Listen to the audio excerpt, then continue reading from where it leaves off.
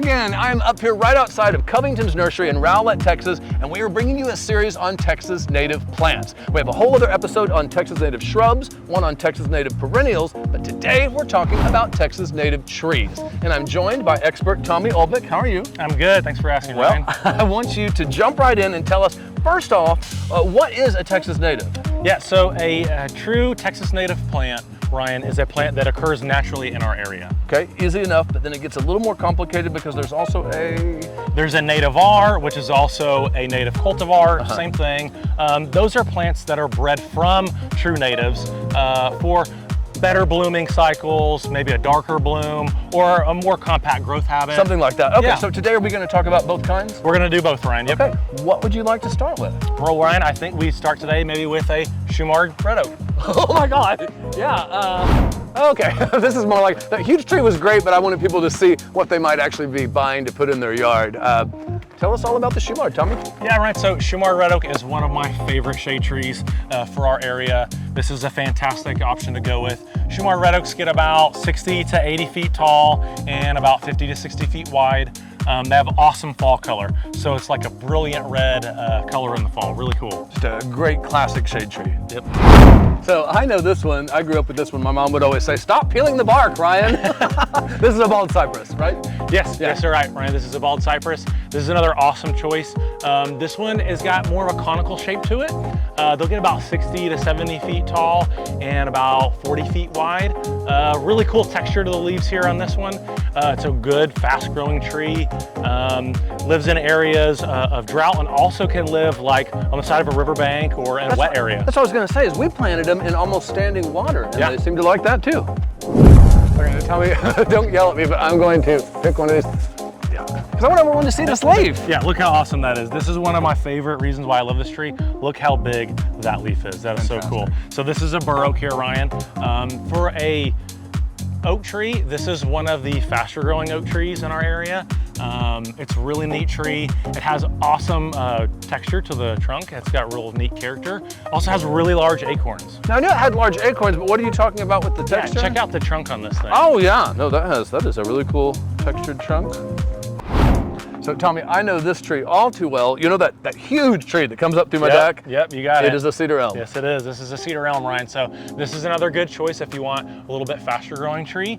Cedar elms get about 40 to 50 feet tall and wide, and they have a really nice golden yellow fall color. So Tommy, a few years back, we shot an episode on privacy trees, and we went out and filmed these eastern red cedars that were the size of like the house, bigger than the house. Is that what you brought me to? Yes and no, Ryan. So this is a perfect example of a great native cultivar. So this is a Brodie red cedar. It's a cultivar of an eastern red cedar. This is not going to get quite as big as the eastern red cedar that we were talking about before. Those were unwieldy for many people's yards. Exactly. Yeah. So this guy here is going to get about 30 feet tall and maybe about 15 feet wide. So a little bit smaller, but still providing a great deal of privacy. Yep.